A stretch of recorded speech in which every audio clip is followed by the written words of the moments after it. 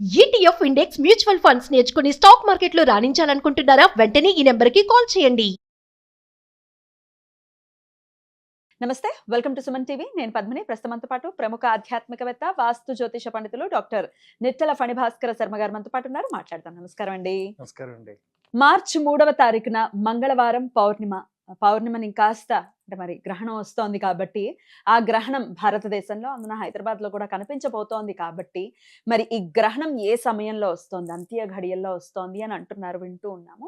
Particular గా ఏ టైంలో వస్తోంది, ఎలాంటి విధి విధానాల్ని పాటించాలి, ద్వాదశ రాశులకి కూడా ఈ కేతుగ్రస్త చంద్రగ్రహణం ఎటువంటి ఫలితాలను ఇస్తుంది, ఇవన్నీ ఒక్కసారి మీ ద్వారా తెలుసుకోవాలనుకుంటున్నాను. అయ్యో తప్పకుండానండి. ఈ గ్రహణం గురించి చాలా విస్తారంగా మాట్లాడుకోవాలి. ఎందుకంటే ఓ, పగటిపూట చంద్రగ్రహణం అంటే ఇప్పుడు ఈ మధ్య కాలంలో ఏదైనా చిన్న గ్రహణం వచ్చినా లేదా చిన్న గ్రహ కూటమి వచ్చినా ప్రజలను ఎక్కువగా భయభ్రాంతులకు గురి చేసేటువంటి విషయాలే ఎక్కువగా జరుగుతూ ఉన్నాయి. దీన్ని గ్రస్తోదయ చంద్రగ్రహణం అంటారు. గ్రస్తోదయం అంటే ఏంటి అంటే చంద్రుడికి కూడా చంద్రోదయం చంద్రాస్తమయం అనేటువంటి సమయాలు ఉంటాయి. నిజానికి సంకష్టర చతుర్థి చేసేటువంటి వారు చంద్రోదయానికి చవితి వ్యాపితమై ఉండేటువంటి తిథినే తీసుకుంటారు. ఇప్పుడు ఈసారి ఎలా పడుతోంది గ్రహణము? ఈ మార్చి 3వ తారీఖు నాడు మధ్యాహ్నం పడుతోంది గ్రహణం. 3 చిల్లర ఆ ప్రాంతంలో పట్టి సాయంత్రం సరిగ్గా చంద్రోదయమైన తర్వాత 10 నిమిషాలు మాత్రమే ఉంటుంది. 6:30కి చంద్రోదయం అయింది అనుకోండి, చంద్రుడు కనబడుతున్నాడు అనుకోండి, 6:40 వరకు మాత్రమే ఈ గ్రహణం ఉంటుంది. అంటే ఆల్రెడీ చంద్రుడు ఉదయించే సమయానికే గ్రహణం పట్టేసి ఉంటుంది. అందుకనే గ్రస్తోదయము, కేతుగ్రస్త చంద్రగ్రహణము కదా, దాన్ని గ్రస్తోదయము అని కూడా అంటారు. అంటే ఆల్రెడీ గ్రహణంతో ఉన్నటువంటి చంద్రుడు మనకి పైకి వచ్చి కనబడతాడు. విశేషం కదా, అది చాలా వస్తాయి, చాలా సార్లు వస్తాయి. గ్రస్తోదయం అంటారు. తర్వాత ఏమో ఇంకా చాలా రకాలైనటువంటి గ్రహణాలు ఉంటాయి. అంటే ఈ మధ్య కాలంలో ఇటువంటిది రాలేదు.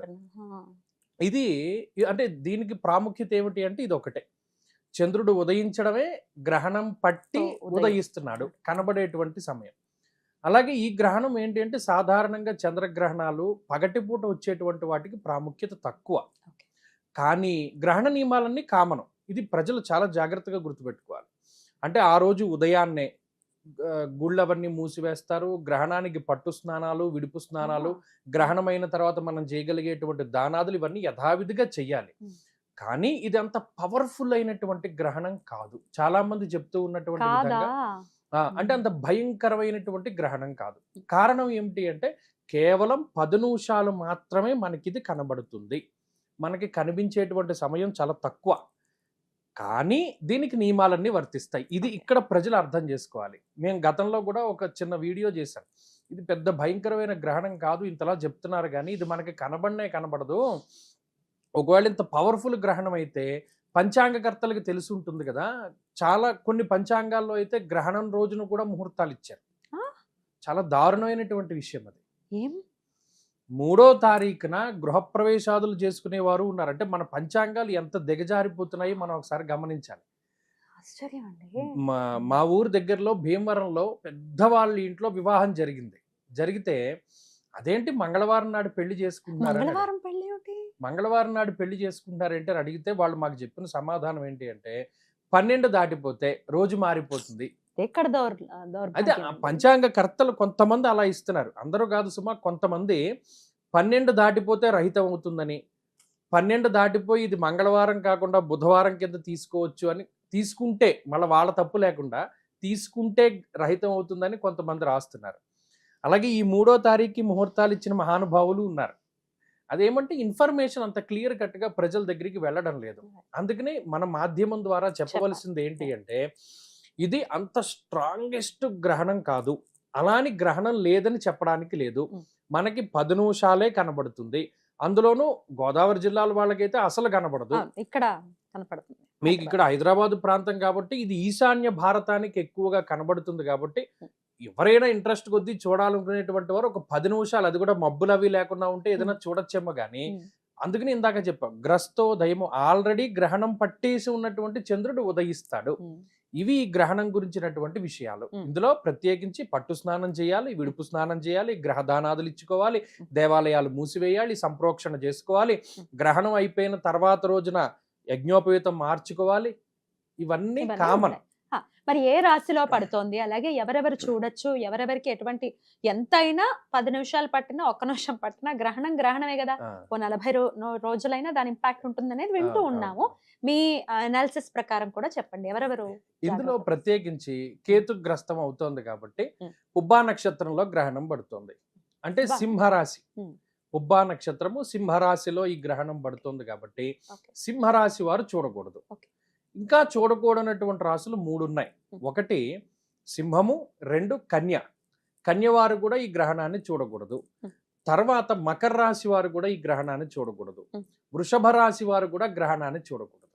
ఈ 4 రాశుల వారు గ్రహణాన్ని చూడకుండా గ్రహణం అయిపోయిన తదుపరి గ్రహణ సంబంధమైనటువంటి దానాదులు అవి ఇచ్చుకోవాలి. మమ జన్మరాశి వశాత్ గ్రహణ సూచిత సర్వారిష్ట శాంత్యర్థం అని సంకల్పం చెప్పుకొని వృషభం వారు, మకరం వారు, సింహం వారు, కన్య వారు దానాదులు అవి ఇచ్చుకోవచ్చు. ఏం దానాలు ఇమ్మంటారు? ప్రత్యేకించి ఇది చంద్రగ్రహణం కాబట్టి కేతువు గ్రస్తం అవుతోంది కాబట్టి ఉలవలు దానం చేయాలి. ఒక రాగి పాత్రలో, ఇది వరకు వెండి పాత్ర అని చెప్పేటువంటి వారు ఇప్పుడు అంత ఇప్పుడు వెండికి నమస్కారం. స్తోమత లేదు. రాగి పాత్రలోనే ఉలవలు తీసుకుని 1 కేజీ బియ్యం, అలాగే ఒక సర్పపు ప్రతిమ, అది వెండిదే ఇవ్వాలి ఒరిజినల్ గాను, చాలా చిన్నదైనా సరే మనం ఇవ్వవచ్చును. ఒక చిన్న సర్పపు ప్రతిమ కానీ, లేదా చిన్న చంద్రబింబం ఉంటుంది ఒక చిన్నది, ఆ చంద్రబింబము, అలాగే తెల్లటి వస్త్రము, అలాగే తెల్లటి పళ్ళు, ఇవి సంకల్పపూర్వకంగా బ్రాహ్మడికి దానం చేయడం. ఆ రోజే దానం చేయొచ్చు. విడుపు స్నానం అయిపోయిన వెంటనే సాయంత్రమే సంకల్పం చెప్పి దానాదులు అవి ఇవ్వవచ్చును.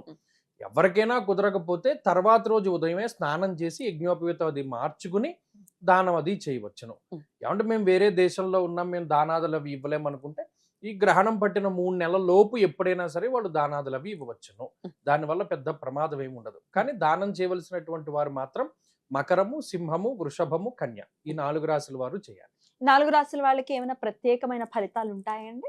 లేదు, గ్రహణానికి సంబంధించి గ్రహణం కొంత వ్యతిరేకమైన ఫలితాన్ని ఇస్తుంది కాబట్టి మానసికమైనటువంటి, చంద్రుడు మనఃకారకుడు కాబట్టి, కేతువు ఆలస్య నిద్రనాశక స్వప్న జాగర విపశ్చిత్వ ప్రవాస మోక్షకారకుడు కేతువు. అందుకని ఏంటంటే మైండ్ అంత స్టెబిలిటీగా లేకపోవడము, లేదా మానసికమైనటువంటి అలజడి ఏదైనా ఉంటూ ఉండడము, ఇటువంటివి ఎక్కువగా జరగచ్చు. దాని వల్ల అవి సరిపోతుంది, నివృత్తి అయిపోతాయి. మరి పట్టు స్నానాలు, విడుపు స్నానాలు అని కూడా చెప్పారు కాబట్టి ఇళ్ళు అంటే కడుక్కోవటం లాంటివి గ్రహణం అయిన తర్వాత అవన్నీ కామన్ గా మనం చేయవలసిందే. దేవుళ్ళని శుభ్రపరచుకోవటం లాంటిది కూడా చెయ్యాలా ఖచ్చితంగా. ఇంకో విషయం ఏంటి అంటే ఇంకా శాస్త్రోక్తంగా మనం చెప్పాలి అంటే దర్భను తీసుకువచ్చి ఇంట్లో మన దేవుడి గూడు మీద పెట్టుకుని, అలాగే ఏదైనా నిల్వ ఉండేటువంటి పచ్చళ్ళలో కూర ఏవో నిల్వ ఉండేటువంటి ఉంటాయి కదండి, దాని మీద వేసుకోవాలి. ఇంటి మీద కూడా ఒక దర్భను వేసుకోవాలి. దర్భను వేసుకుంటే అప్పుడు ఆ గ్రహణ దోషం దానికి వర్తించదు. అంతే. ఈ విధి విధానాలని పాటించాలి. చాలా చక్కగా తెలియజేశారు. అంటే మరి కొంచెం వ్యతిరేక ఫలితాలు ఈ 4 రాశుల వాళ్ళకి ఉందన్నారు కదా, కొంచెం అనుకూల ఫలితాలు ఏ రాశుల వాళ్ళకి ఉండొచ్చు? యోగించేటువంటి రాశులు కూడా ఉన్నాయి. అందులో ప్రధానంగా పనికొచ్చేటువంటి రాశి ఏంటంటే తులారాశి. తులారాశి వారికి ఈ గ్రహణం చాలా శుభ ఫలితాన్ని ఇస్తుంది. తదుపరి వృశ్చిక రాశి వారికి కూడా చాలా శుభ ఫలితాన్ని ఇస్తుంది.